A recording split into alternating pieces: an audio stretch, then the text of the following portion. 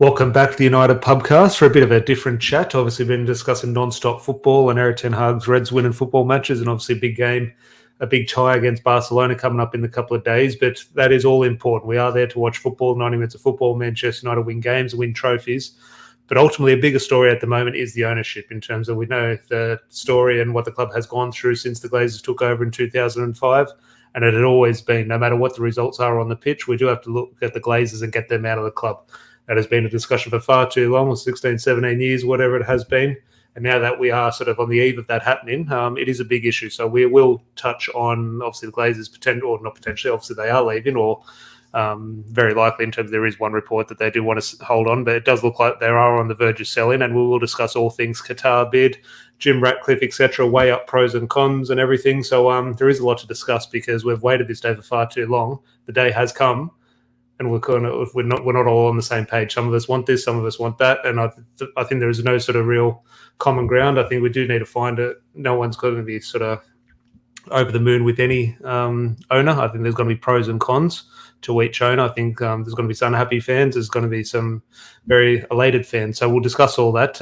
Just say good day some people in the live chat. Mike, good to see you.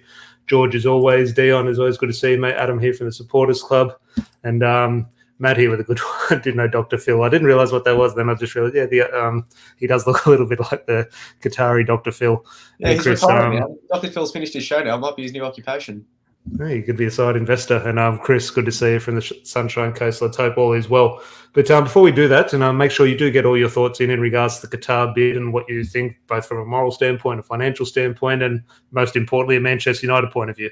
There are so many different avenues to look at it. So get all your thoughts in for us to discuss, and I think we'll just bounce all the ideas off you guys in the chat. But George is here, and while we wait for a few numbers to sort of join us, George, and join into the discussion, not long ago, I made the first trip to Old Trafford and first game. So sort of as a regular on the podcast, just talk to our listeners about the experience. Look, I'm sure everyone that's in this chat that's been to Old Trafford experienced this for the first time when they were there as well. It's when Larry talks about the place has a soul, and you walk in and you feel it straight away, bias aside. And obviously it helps when you get the win. It did help when we were already 3-0 up in the second leg. I did have a heart attack when Casemiro went in two-footed, and then we all saw what happened the following weekend. I guess that's what you take with the Brazilian in your team. You got to love the passion, but sometimes you got to cop what comes with it. But as for the stadium itself, we talked about, does it need to be fixed up? How do we make it look the way it does now, with in terms of the what Larry always harps on about the retro layer, what makes it iconic with the brick layer. Well, as much as it pains me to say it, like, the stadium does need, whether it be an upgrade or renovation, from a neutral's perspective, it does need it. Like, I remember doing the stadium tour the next day, and the stairs are creaking half the time you're walking up in between. It's just that goes to show how much. Could you see that? I wouldn't say it's a neutral, not as a neutral because you're a Man United fan, but could you see that in terms of in the awe, you would have walked in and been on that tour in awe of the place and that stadium, how big it is and the history and everything. Oh, absolutely. But also with the knowledge that we do know sort of where the club has gone and what the lack of investment into the stadium, were you able to physically and visibly see a difference beyond sort of take your emotion to the side and, oh my God, I'm inside Old Trafford, how great is this? But also realising, hang on, the place is a dump. I say dump in the most respectful way, but could you sort of differentiate the two and sort of visibly see the need for whether it be rebuild or renovate? I guess I could do it in that way. Yeah, that would be a better way of saying it. Like for example, if I went to Wembley not too long ago. I went and watched the West Ham Everton game not too long ago. The Olympic Stadium, top class. Wembley, top class. Old Trafford, unfortunately, because it hasn't been touched in 20 years, because we'll talk about the ownership scenario, has unfortunately fallen behind. And in terms of how you're going to get that back, whether it be with regards to a new owner, whether it means we are able to keep our name, which personally I don't think we will, or if there is some sort of rebuild or refurbishment. Look, it's sad that it's got to this point, but unfortunately, that's life. We have to move with the times. And I was discussing with a mate last night at the Man United Supporters Club meeting in terms of, I should know this, or I feel horrible for not knowing. Forget what year Old Trafford was built. 1910. 1910. I had 1908 in my mind. But the club was formed in 1878, so we played somewhere before Old Trafford. That's part of our history. Old Trafford will be a part of our history. If we have to rebuild a new stadium, that'll be a part of our history. Look, we wouldn't be the first big club that's ever had to move stadiums. Yeah, so it is one of those. But we will go cracking in regards to, I'm sure the stadium discussion will come into it. But in regards to new owners, all things, it does look like Qatar are on the verge of submitting an official bid. It does look like the deadline for soft bids on the Glazers table does look like this Friday. Obviously, Sir Jim Ratcliffe has confirmed his interest and will be bidding. So Jim Ratcliffe, look, who knows? Behind the closed doors, you should probably assume there's 5 or 6 proper bids and maybe, I don't know, 10 or 15 sort of people showing interest in regards to different types of investment. But Sir Jim Ratcliffe has confirmed his bid. It does look like Qatar now are on the verge, and you would have guessed an American investment company would probably be there, and maybe Dubai, Saudi Arabia. You'd assume there were 4 or 5 type of offers on the table for the Glazers. But just a few things here. Chris, as Larry said on one podcast, leave me up Johnson & Johnson styles. Give us that oil money. It is a huge thing in regards to the funds they do have, and we'll get into the figures. It's absolutely scary what type of numbers they're talking about. But Dion here as well. American vulture capitalists or a Qatari sports washing program. Douche or turd sandwich, shaking my head. So, yeah, look, that is a huge thing. We'll discuss the sports washing aspect of this and, the pros and cons of Qatar, because we do have to not accept it, but it is a huge part of the story. And Adam here, would we be able to close one grandstand at a time or continue playing there? It'll be very, very interesting. I'm not sure what would be the case. I think with national health and safety here, they wouldn't allow that. We'd have to move grounds. Yeah. See, if we're moving grounds, I think just play in Old Trafford and rebuild a new stadium off-site somewhere else and just play there, Old Trafford, and just have a seamless changeover. I guess what I made the last time I was on the podcast with you and Adam a while ago is that it means you'd have to buy separate land and pay and get council approval to do all these projects. At least with Old Trafford there, you already have the permission to do. That is your land. You have permission to do whatever you want to it. So that's why I can't see it being. It might be a good thing that it's still on the same site. We still carry those memories. The thing is, though, Georgia, and you're saying that as George, and I'm saying that as Tom. People in the live chat are saying them as the normal people we are. This Qatari guy is not a normal person. The money not this guy has, I think his net worth, his personal worth is about £2 or £3 billion. I say only, but in terms of his Qatar, when we talk about this, the Emir of Qatar. Now, excuse my ignorance and naivety in regards to sort of terms that are thrown out in regards to this guy. I'm not sure what the Emir of Qatar means. That's no disrespect to him, obviously, but there are a lot of terms I'm just not familiar with. But in terms of my limited research of him, he's Qatar. He's the one who calls the shots. So in terms of his net worth, I think is a couple of £1 billion. But in terms of when we're talking about him, we're talking about the wealth of Qatar, which is around, I don't know, who knows, 350, 400 billion pound. So you're talking, Georgia, okay, can we afford the land? Well, Manchester United might not be able to, but this guy coming in can. So I think that is where that becomes an interesting discussion in regards to sort of what layout he will have on the infrastructure of the club. But just in regards to, as I said, we'll bounce out all the ideas off everyone in the live chat. And if you do have any issues, concerns, questions, topics, throw them in the chat and we'll get cracking. We'll make it a very interactive show. But George, just the first emotion that comes to mind in terms of we've spent, the last 20, 30 years since Chelsea came in terms of Russian oil money, and that's been a use of banter amongst Manchester United fans and football fans to throw at Chelsea. City came in, PSG came in, and similar. We've sat here on our high horses, Manchester United fans, and said, that's not us, that will never be us. Here we are. It looks like it will be us, and I'm torn on it because I want the investment. I also want the organic approach of what Manchester United is sort of built on now. We've got American owners now, so obviously far from that.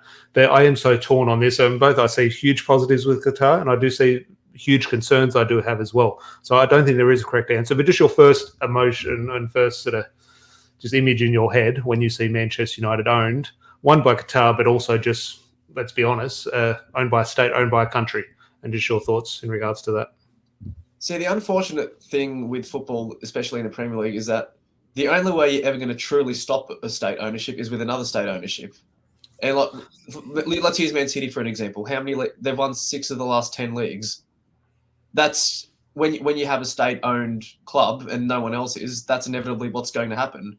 Maybe when Newcastle build themselves up, it's going to be an even battle. Maybe if we do get this sort of ownership, it's going to be a more even 3-horse race because we could probably escalate a lot quicker than what Newcastle probably could because we've already got most of the groundwork done. But with regards to the organic nature of the club, Man United will always be Man United. We always, what we had aside from City or Chelsea or PSG is history predating this sort of ownership. So can you just put up though then with what we have given to Chelsea and what we have given and to Manchester City and PSG, etc.? Can you just sit there now as Manchester when they're going to give it back? Can you sit there as a and this is a little thing. This is absolutely. Very superficial. We had something before they did. Oh no, exactly. I can understand. Like Chelsea had Roman Abramovich sort of just on a map said, "Okay, I'll have that club." Manchester City, the owner said, "Okay, there's a free stadium. I'll take that. I don't have to spend the infrastructure." So that's why I'm picking Manchester City. Obviously, the reason for picking Manchester United is because it's Manchester United. They're not picking Sheffield United or they're not picking Huddersfield Town. So I'm fully aware it still has an organic sort of sense compared to the Chelsea and Manchester City takeovers. But ultimately, as a fan, can you sit there after what we have done? No, I can. Again, it's a very superficial thing. But can you sit there and what we have done for the last 20, 30 years, pointing fingers, can you sit there and now just sort of gladly sort of take it on the chin? Or is this something that will sort of... because all Chelsea had won before their ownership. Well, Chelsea's greatest day was Mark Hughes, an ex-United legend, winning a Cup Winners' Cup for them. That was their greatest day in their history before their ownership. City, who knows what they achieved since 1967. And PSG, I don't think Ryan Giggs is older than them, or almost older than them, so... Your thoughts, so just, and we'll get into one or two details in regards to the potential incoming bid from Qatar, but just in regards to, look, let's call a spade. I think it was interesting around the World Cup. I do want to sort of open discussion and everyone to share their sort of honest and true feelings, but it's very hard to discuss some things around Qatar and the Middle East. I remember during the World Cup, I made a statement to someone saying, "I don't think the World Cup should be in Qatar."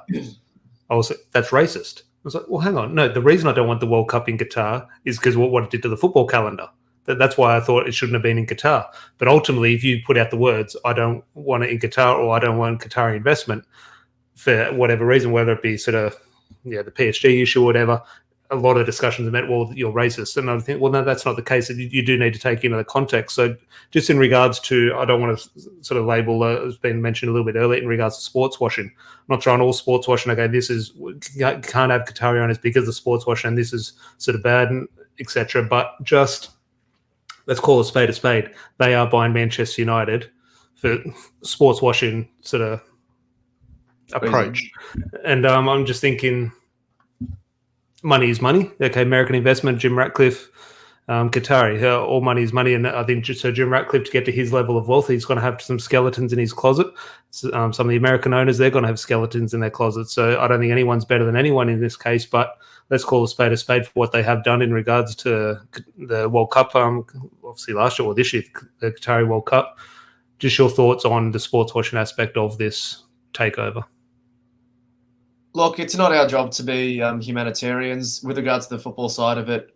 If you are the beneficiary of a sports washing project, look how quickly City escalated. Look how quickly Newcastle escalated. If we're starting from a platform that's 10 times higher than what theirs was, looking at it from the football side of things, possibilities are endless. Do you have a concern, though, the future of the club in regards to what we could potentially become for Qatar? Rather, at its core, we're a football club in Manchester. Now, yes, we're sort of so proud and sort of the global fan base is so important to Manchester United, but at its core, it's a football club from Manchester.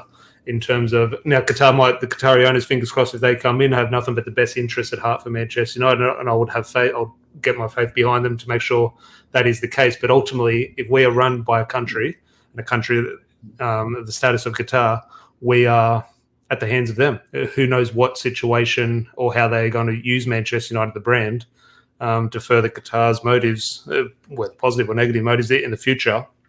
I'm just thinking, do you have concerns sort of 15, 20, 30 years down the line?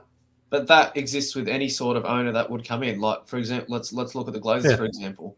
Like, I'm sure we're not all behind everything that they do, but they'd be using a United brand in that way. I'm sure the owners of every single club will do that. I think it's hard, though, in regards to, and I want to move on from the discussion because we want to get into football and what it means to Erik ten Hag and the transfer market. But in regards to this sports washing argument, it's interesting because we could sit here and say, well, why are we labeling the Qatari a sports washing project but not the Glazers? Why isn't, if an American buys Manchester United, why isn't that a sports washing project? I think it's interesting because, and it's maybe the way we consume media. But let's say in America, that's the point I was trying to make. It doesn't make a difference whether it's Qatari ownership, American ownership, Sir Jim Ratcliffe. regardless of whatever they're going to use their most prized asset to push their motives. Doesn't matter who it is. Are we lazy to say it's sports washing? Because let's say I was having a debate with a guy. He said, "Well, why, if an American buys, if Todd Boehly buys Manchester United, why isn't that sports washing?" I'm just thinking, well, is he buying Manchester United to deflect from gun laws in America? No, I think he's buying Manchester United for money reasons. Are we lazy to suggest any purchase from Qatar or Saudi Arabia or Dubai is to deflect from sort of issues that we sort of currently we all consume in the media in regards to human rights, etc.? Yes and no. Like, I guess that the cynic in any of us could say, well, this is their next big thing after the World Cup to try and cover it up. But I guess it's through sport that you can have these sorts of discussions and bring these sorts of issues to light. That's the flip side of it. I think that was my next point in regards to we have such and I think rightly so, a negative view towards sports washing sort of reasons. However, you can also flip it out, as you say, and say, well, there is a lot to be educated on. I remember I didn't go to Qatar, but you did read up on one or two things in Qatar and people who did go there, and they shined the light on a few things I wasn't aware of in regards to sort of very good things around that sort of Qatar and that part of the world as well. So it does open the eyes to education as well, which Gary Neville, we're going to get in as many sort of cases of hypocritical players and hypocritical managers and fans, etc. Gary Neville was a prime candidate in regards to being so vocal, yet going to work there.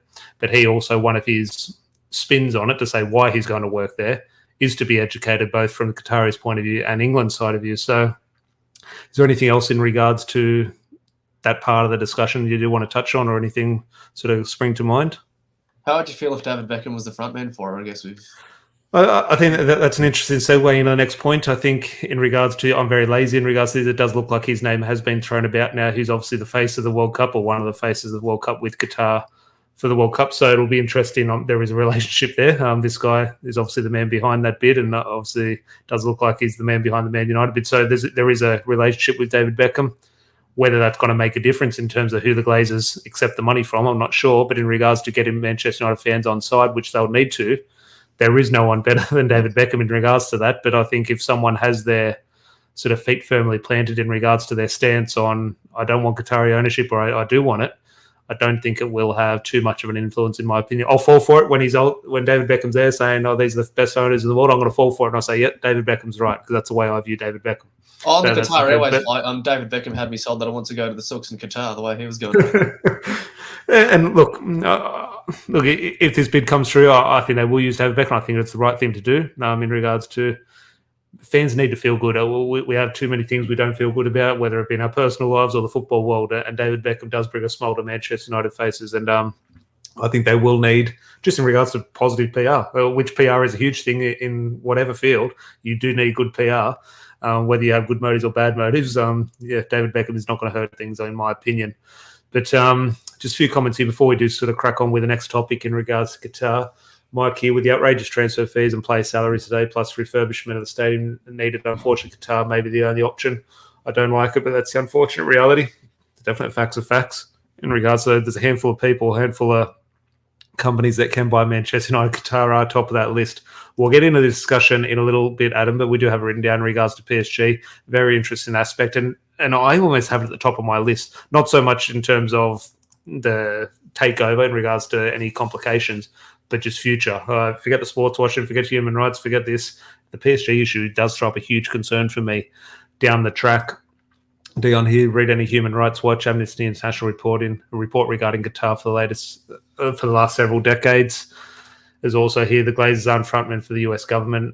It's not remotely an analog. So look, the Glazers is very interesting in regards to the way we tie in Sir Jim Ratcliffe in regards to what's British money, what's American money, what's Middle Eastern money, what the motives are behind.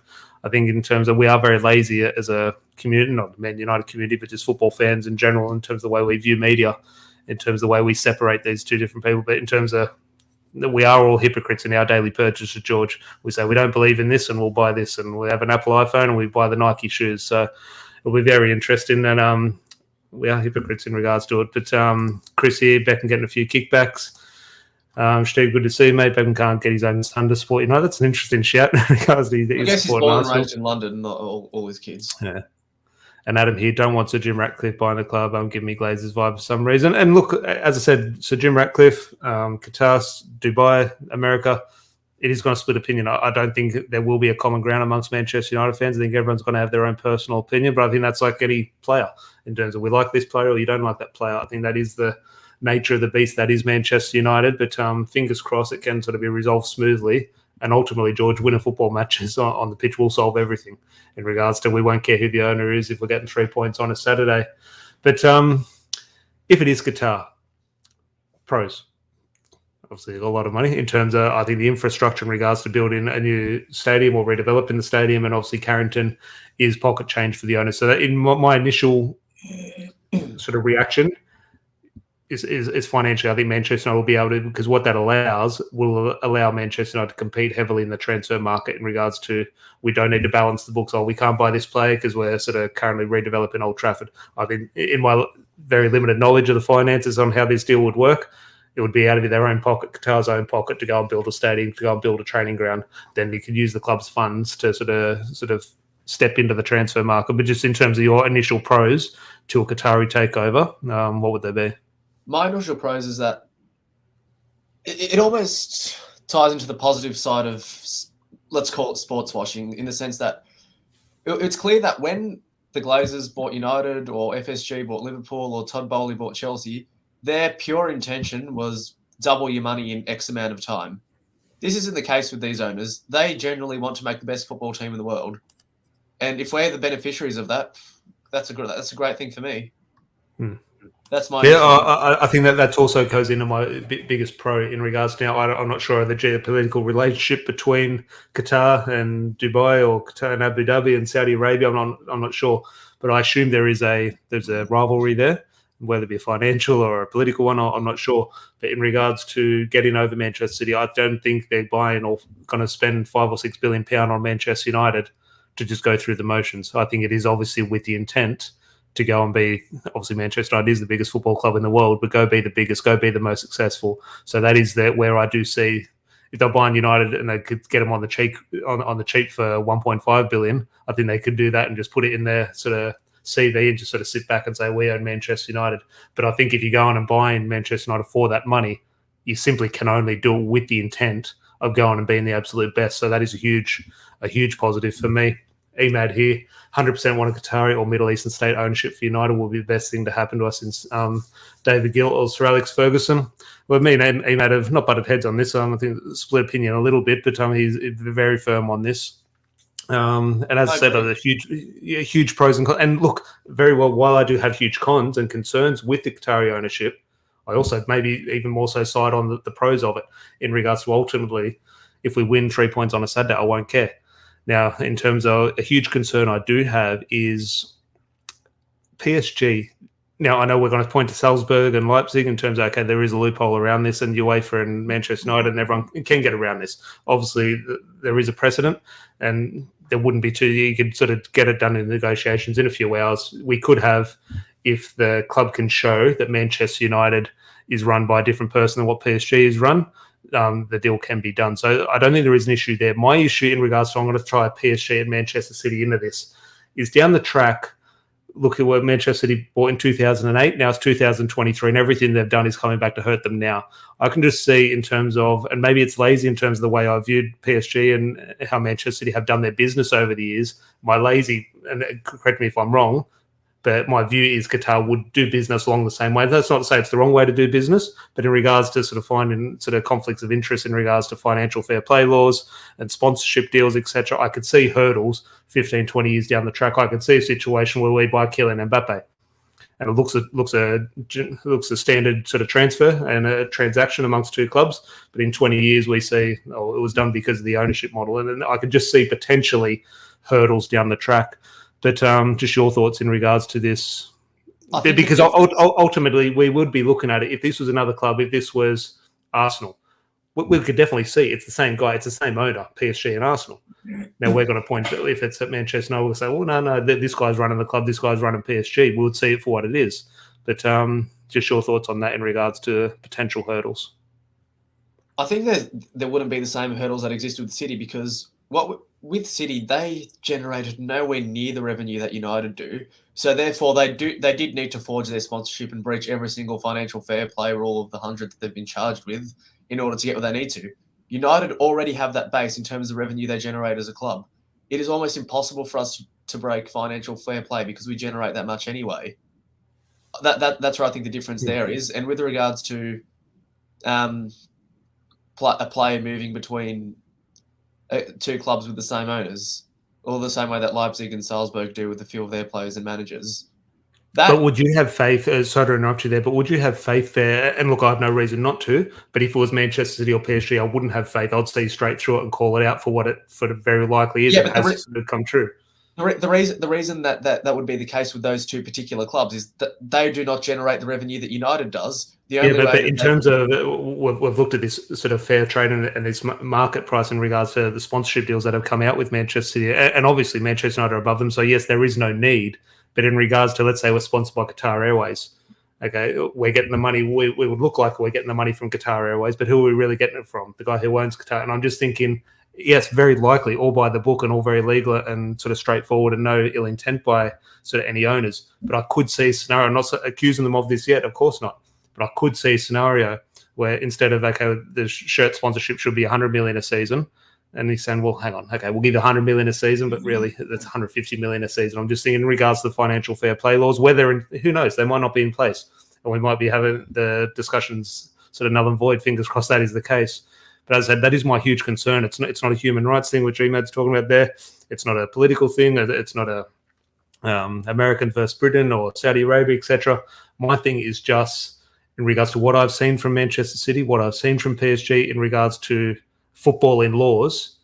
I wouldn't burn because I'm enjoying what's happening to Manchester City at the moment in regards to them potentially going to court. So I am enjoying it and sort of enjoying what happened to Chelsea.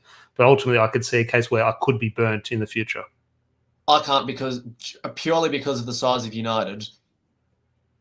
Therefore, like, these guys aren't stupid. They're not going to put themselves into any unnecessary hot water that they don't need to. The reason why they had to do that with City is in order to accelerate the club as quickly as they did, they needed to forge these deals. United, there is literally no need to do that, and these guys aren't stupid. They won't. No, that's where my faith, in terms of my logical hat on, yeah, that's definitely right. I just maybe just as the and also the other point that you touched on with regards to fair trading. Let's say we signed Mbappe from PSG, but now it's the same owners, or the same way that Leipzig and Salzburg interchange players pretty regularly. That would come under the laws between the EU and the UK with regards to their trade agreements, the same way any other company would. So I don't see. But would you sit there as let's again say if they buy Liverpool and Liverpool buy Mbappe, would you say that's fine? Well, ultimately it is. Yeah, I know, but in terms of, as I say, you go back to the fan in terms of the way we've pointed the finger and laughed at Chelsea and City over the. And again, these are they're very superficial things. I'm just seeing it as our selfish sort of feelings as fans. We've pointed the finger and sort of labelled sort of accusations at other clubs. Now that's going to happen to us. If we buy Mbappe, we're going to have to deal with. You've done that sort of. You've cooked the books to do that. Yeah, yes and no, because once you've proved that two different people are running. Or two different groups of people are running two different clubs, ultimately they have two separate finances or financial departments. And while the source of that money may be the same person, they have their allocated sets of budget, which they would have had to declare to UEFA in terms of for financial fair play purposes. Yeah, no, look, and all my concerns here for anyone in the chat who thinks I don't want Qatari owners, that's far from the case. In terms of weighing everything up now, so Jim Ratcliffe, Saudi Arabia, America or Qatar, if I was having a favourite who I want to buy Manchester United at the moment, it would be Qatar. Now, George, my internet could be chopping out, so if I do, just crack on with a comment or two and I'll bounce back in. But in regards to my feelings, if I had to choose one at the moment, it probably would be Qatar at the moment. So all my concerns is not saying I don't want Qatar. It's just they're valid, in my opinion, those concerns. But ultimately, the pros, in my opinion, at the moment, they outweigh them. So ultimately, that is why at the moment I would be potentially siding with the Qatar. And again, I'll go back to the biggest pro in regards to what my initial reaction would just simply be their intent. Their intent would be to come and make Manchester United the most successful team. And ultimately, as I said, if we're winning football matches on a Saturday, we won't care about owners. We won't care about sort of sponsorship deals and the financial books. So if someone was the top of your list out of the potential new owners, who would it be? It'd be the Qataris as well for the same reason, intent. Yeah. They would want to make United the best football team in the world. And okay, maybe we might not be celebrating the way Newcastle did, where we're rocking up in with towels on our head to get to home matches for the next month after the takeover. But I'm sure the majority of the fan base would be happy. Huge thing for me, interesting, and I've seen a few of the. I think Mike Keegan I think he might be from the Daily Mail, has thrown a lot of the stuff around the Qatar bit. So I think they've got him on speed dial in regards to getting some positive PR out there, and fair play in regards to we do need as much education around it as possible. But he's coming out and saying the Qataris want this bid done quick, smart, so we can get the transfer kitty in for Erik ten Hag. My thing in regards to a big concern around, and not a concern, I don't know what the word is in regards to the PR in regards to a transfer market, but Qatar, what do you think their motive would be in regards to the big thing at the moment is the European Super League? At the moment, he's come out and said he's Qatar. The Emir of Qatar is a Manchester United fan. He knows the history of the club. Okay, you might know David. Maybe he does have a great knowledge of Manchester United. Maybe he does. Maybe that is just PR. But he says he's a fan of Manchester United. We'll see. Fingers crossed he is.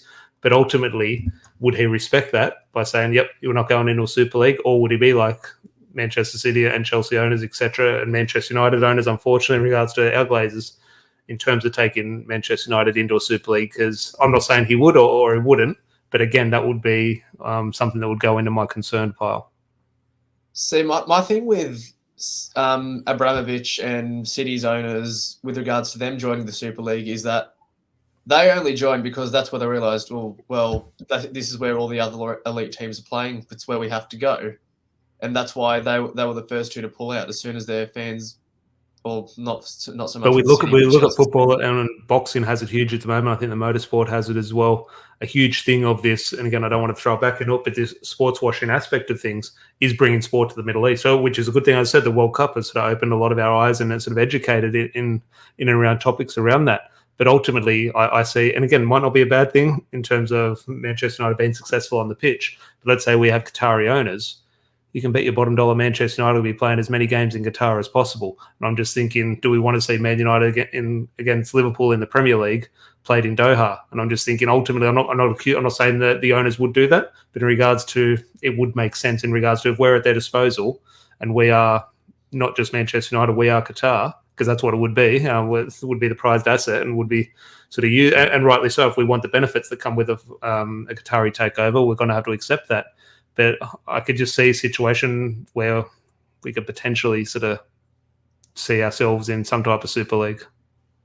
Which could happen under Jim Ratcliffe, to be fair. Like, it could happen under any ownership. But I'm just thinking I definitely see an avenue with this. Like, just on the news of the Super League itself, I think that's where the Glazers' minimal, or the minimal reports that have come out about the Glazers potentially just not selling at all may be valid, because if their true intention was to milk as much money out of the club as they can, which we all know it is, the only way now that they can get that extra revenue and guaranteed revenue is through Super League. That's why, in my opinion, Todd Bowley bought Chelsea when he did, with the news that this Super League will be relaunching. That's why the Cronkies have hung on to Arsenal with rumours of them selling. FSG haven't been too proactive about the sale of Liverpool. These American owners are hanging on for Super League, and especially with the reports that, okay, the three remaining members plus a group called A22, as if they think we're stupid. They think we forgot who the other teams were. Actually, I've forgotten the teams. Rejog my memory. PSG. Okay, no, PSG weren't in it. Okay, that's interesting. Okay, that flies in the face of everything I said now. I know PSG is a different kettle of fish in regards to, in France, very different to the English Premier League, but that is interesting, which it goes against my initial thoughts. Again, very lazy thoughts in regards to what maybe Qatari owner would be thinking. So, apologies, Emir of Qatar. And with regards to the new format of the competition, it's like they think they forgot what they told us the first time. It'll be a merit-based entry based on performance. Yeah, thanks for telling us how long the performances are over. It could be last year, the last 20 years. Thank you very much. And the fact that there's going to be no permanent members, bullshit. It's like Do you think a Qatari owner like this, Emir of Qatar, would just see the Premier League as in terms of almost the Super League in regards to? That's why he's investing in a Premier League club. He does have PSG, but really, what has he done at PSG? And not to say he has. He's obviously got great success. He's got the greatest footballer of all time in Lionel Messi playing for his club. So he's obviously got what he wants out of that. And I'm sure PSG are a far bigger club, obviously, than what they were when he did take over. But in terms of, could you see a situation where I don't think they're going to sell PSG, but in regards to if they do have Manchester United on their books, PSG will definitely take a back seat, and the Premier League will be the Super League. I don't think PSG necessarily take a back seat, but what you're saying with regards to the Premier League being like the Super League is definitely true. And it's not the fault of owners of the Premier League. It's what the league itself has done well with regards to distributing the wealth amongst all divisions. The reason why we love the Premier League so much is because at any given time, the team coming last can beat the team coming first. And the brand of football is, whether it's good quality or not, is entertaining. You can't necessarily say that about any other league. Like, no one's waking up to watch Mallorca versus Getafe. Whereas we are waking up to watch Bournemouth Forest. Just seeing Cole here, all the big, I won't say the word, but I'll say Man United YouTube channel now going to big PR channel to Qatar. Big up to you badly for not getting to F4 for this. Colbert's a happy guy. I don't think we've been, in my opinion, quite level-headed in regards to the pros and cons of Qatar. I'm not saying I definitely want them, not saying I definitely don't want them. I think my answer is definitely in the middle. But if you're upset, Colbert, my apologies. But crack on, George. And well, I guess you can debate why the Premier League has become the Super League, and with regards to why everyone watches the Premier League. Well, okay, I know this is a bit off topic, but my reason behind it is just the fact that it's in an English-speaking country. The majority of the world, okay, obviously English isn't the first language for the majority of the world, but the majority of everyone's second language is English. So therefore, it's a league where the stories coming out around it and the commentary is just easy to understand for everyone in the world. In my opinion, that's why it grew to the extent that it did. And other leagues, you can't necessarily say that. My last point before we do wrap up, and in the live chat, if you do have anything you do want to discuss, throw it in the chat and we'll discuss it the last couple of minutes before we do finish up. But let's draw a lazy sort of comparison to Manchester City. Now we do look at what has happened to Manchester City, and we've pointed the finger with a sort of in a banterous nature and pointed, but we've also looked into the glee and think, well, hang on, look how successful they've been. So there has been two sides to the way we have viewed Manchester City since their takeover. But in regards to the football club at its core, as I said, we're a football club from Manchester. At its core, that's what it is. If it suddenly becomes the sort of ownership of Qatar and sort of the sovereign wealth fund there, that is a different debate. But ultimately, we do look at some of the things Manchester City or sort of has happened, whether through the communities, sort of around the infrastructure, around the Etihad Stadium, the training grounds, what they've done for real estate, etc. They have done good things for the community in Manchester. So I'm just thinking the motive behind Qatar coming in and spending money for Manchester United, the football club at its core. The football club at its core is the training ground. It is the youth, is around Old Trafford, whether that be a new Old Trafford, etc. That is the football club. And I'm just thinking, would they buy into that, or it's simply about football in terms of winning football matches on a Saturday? Or do you think they come in and take the Manchester City approach of a holistic approach in regards to fixing everything and sort of making it that sort of whole approach rather than just, okay, Mbappe, Lewandowski, Ronaldo, Messi? No, absolutely, they take the whole approach because we've said that their intention is to make would be to make the best football team in the world, and that is not just on the pitch. It's making sure this is a sustainable project off the pitch too. So that's why I can definitely see upgrades to Carrington and Old Trafford. Interesting, Shady. Actually, before we get into it, Chris with a good one here, I think Tom should change something. The reason some things do change on here is because I have too many things here, a ton of things which I just haven't got frames for. I don't have things and I just don't know where to put what. So everything does change there for a bit. But I could play a little bit of a game there. But fingers crossed in the next 6 months I can sort my life out and sort of set everything up and give it a permanent fixture on the wall. But I've just so much stuff laying around, which I'm not sure which sort of suits it best. But we'll get on all that. But question here from Where's the Raw? Do you think United could become? This is a huge concern for me. Do you think United could become a coach and roulette? PSG coach still get sacked if they win the league by 20 points. Pochettino, Tuchel, etc. And yet that is a very interesting debate and something again goes into my concern pile. My concern isn't so much the moral debate and where the money's coming from. I do look at things and how Manchester City and PSG have operated over the last 20 years. And again, I go back in, if I was to do a video tomorrow in terms of the 5 things a new owner has to do when he walks through the door at Man United, I'm telling you what, the first thing he has to do, give Erik ten Hag a new contract. What would likely, in terms of the evidence we have of new owners coming in all football club is, the evidence we have is they sack the manager. So I'm just thinking that is I'm not saying he would do that at Old Trafford. I'm not saying he would sack Erik ten Hag, but my God, that's the evidence we have of what new owners do, whether it be in football or whatever business they go into. So just your thoughts in regards to the way we behave as a football club under new owners. Okay, my counter to that would be City's owner at the time was Mark Hughes. What have we seen Mark Hughes achieve as a manager? I can't remember who PSG's owner at the time. I think they brought in Ancelotti, though. Newcastle's owner, Steve Bruce. Okay, fantastic footballer, United legend. As a manager, he's got to be the worst guy that's ever reached 1,000 matches. I like so. Look, yes, you're right. I actually like Steve Bruce, but maybe that is the bias. But yes, I wouldn't be having his men. And yeah, they are different contexts. Obviously, we do have one of the world's best managers in one of the world's best club in Manchester United. So obviously, it would be very sort of risky. It'd be shocked. I'd be shocked if it did happen. But ultimately, as I said, in terms of when new owners do come in, it is a very likely possibility. So I'm just thinking the first thing he could, by getting fans on side, is going and tying Erik ten Hag down to a new contract. And with regards to the coaching roulette, the reason why PSG seem to change managers like there's no tomorrow is because their goal purely for the last, I'll say the best part of a decade, has been win the Champions League. And the more and more you consistently can't do that when you got the French League as a shoo-in, you are inevitably not meeting goals and therefore are going to face the sack. Whereas at United, where the Premier League has never been a shoo-in, and winning the Champions League is, while we've already reached that promised land before, it's not going to be the be-all and end-all. So therefore, I can't see that sort of pressure where we're consistently not meeting goals that would warrant that's the sort of sacking where the manager wins the league and still gets sacked.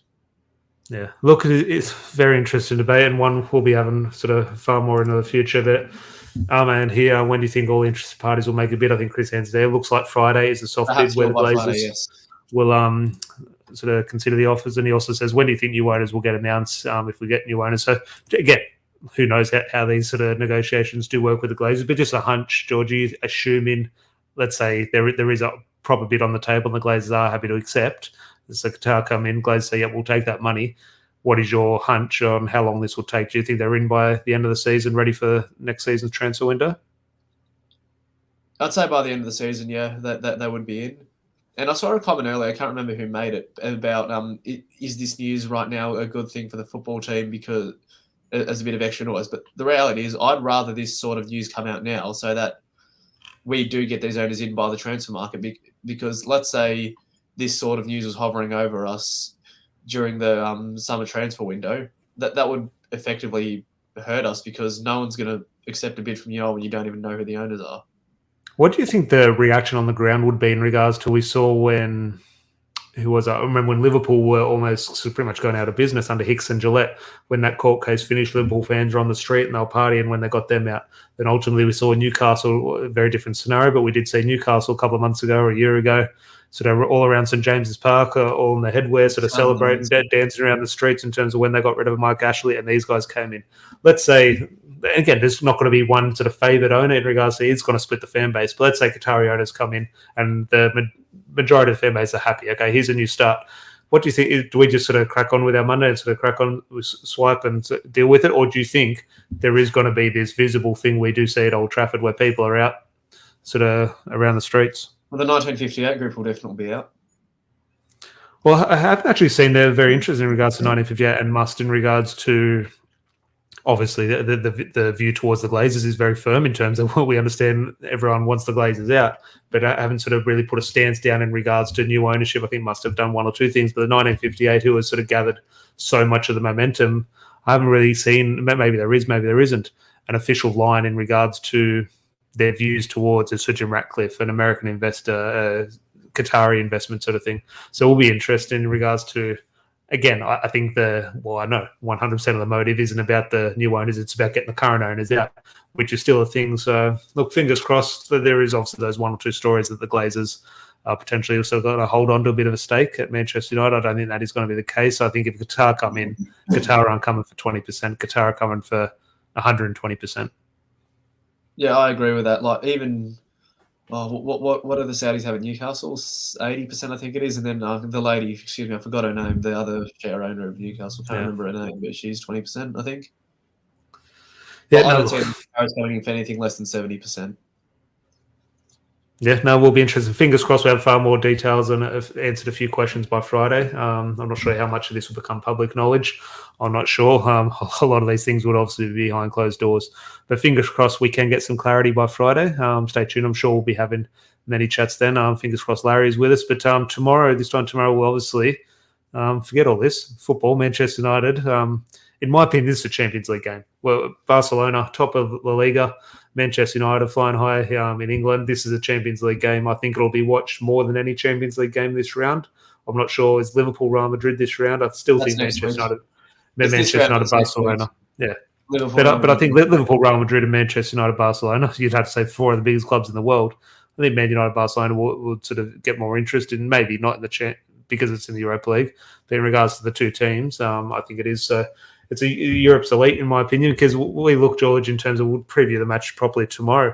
But in regards to Manchester United, Barcelona, when the draw was made, we were obviously on the disappointment of being sort of not finishing top of the group. But when it got made, we thought, oh, geez, tough draw. But ultimately, they got knocked out of the Champions League. And yeah, we fancy ourselves. Ultimately, now you look at the state of what Barcelona are doing. They're 11 points clear in La Liga. And could you imagine a scenario, even under Sir Alex Ferguson, we were top of the league and flying under Sir Alex in the mid-2000s, and we're playing whoever was leading the Spanish league by 11 points? No chance. It ties over. We're not winning that game. Now, ultimately, I think we have a bit of confidence going into this match against Barcelona. But really, when you do sit back and we're saying we're playing the team who's leading La Liga by 11 points, that's Champions League quality. And I'm just thinking, ultimately, my confidence now has dwindled a little bit.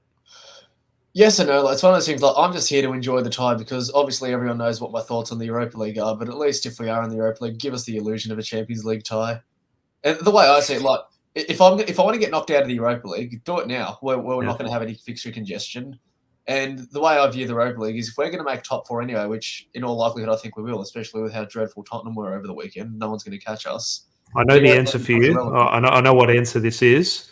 What do you prioritise? And again, I know the answer, but a priority, 2 legs against Barcelona or the 1 game against Newcastle? 1 game against Newcastle. And like, everyone knows what my stance is on these competitions. And like, the Europa League, okay, yes, it's a European trophy, but it is second tier. It is not the best eligible teams competing, so therefore, in my opinion, it can't be a major trophy.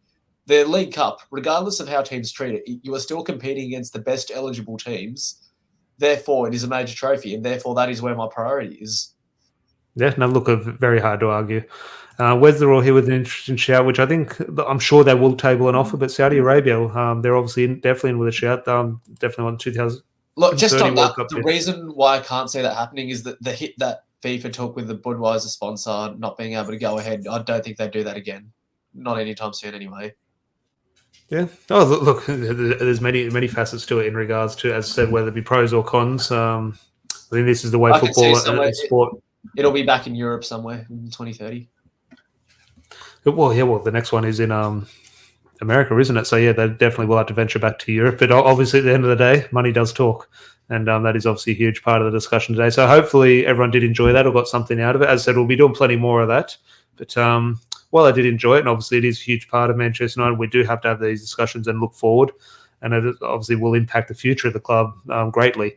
Tomorrow I'm looking forward to just discussing football again. Okay, where's Casemiro going to play? Obviously, we know where he's going to play, but is Marcus Rashford going to be through the middle or on the left?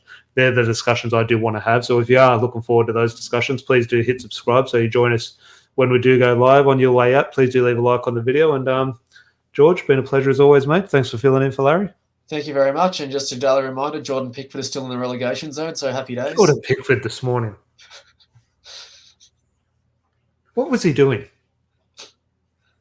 Oh, well, no, honestly, what was he doing? He just went walkabouts when Salah was like in the middle of the goal, and Jordan Pickford said, "Oh, he might miss this. I might go collect it here." I'm just saying, absolute disaster by Jordan Pickford. And by the day, it's like Italy. When Italy don't make the World Cup, I have a bit of a laugh. I think that's funny. Then ultimately, the World Cup comes around, and I think, oh no, look, the World Cup needs Italy. I'm disappointed. That's not really funny. League does not need Everton. That's the difference.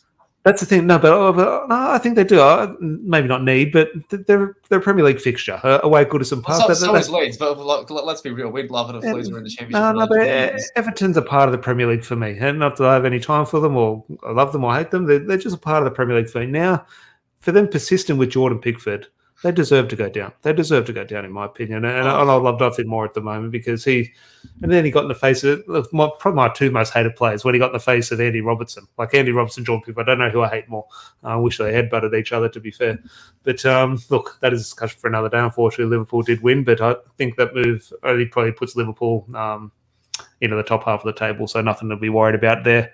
Be interesting. Liverpool discussion. We're talking about all these owners wanting Manchester United. None seem to want Liverpool. I just want to touch on a comment that Andrew makes that the Cup Winners' Cup trophy was big, and I agree with that. And the reason why I have the Cup Winners' Cup that we won back in 1992 or was considered as a major trophy, and I think we should still have that sort of format of competition now, is because you created a scenario where it was still the best eligible teams. You had to win your domestic cup to go into that. It's not like you're finishing 5th, 6th, 7th or getting knocked out of the Champions League to get into it. It was still the best eligible teams because it was all the winners of the domestic cups. So that's why I would actually like to see that back rather than the Europa League format as we have now. Therefore, I think the Cup Winners' Cup should come in the place of now. I understand in terms of promoting, getting as many fixtures as possible. UEFA aren't going to allow it, but in terms of better than the Conference League, or could England drop the League Cup and sort of put a few teams in a type of format like that? I think it is not so much the competition itself, but just in rewarding winning a cup, whether it be the League Cup or the FA Cup, giving some type of that team that type of reward of going into Europe. Now I know it is there for the Europa League, but a lot of clubs really don't get a reward from playing in the Europa League. No, we don't. That's why I can't consider it a major. That's why I can't consider it a major trophy. Like if you make top 4 Champions League anyway, who gives a shit? You got the same reward. No, but you know what I mean by a lot of clubs like Manchester United in the Europa League. It kind of, okay, yeah, we'll take the trophy, but the hurdles it gives you is the fixture pile up and potential injuries. There's kind of a hassle to be in there where it's a hassle to be there if you're already in Champions League. No one gives a shit otherwise. It's like saying if you're a team that's getting promoted, do you care if you win the championship or you come up through the playoffs? Doesn't matter. You achieve the end goal of getting into the Premier League either way.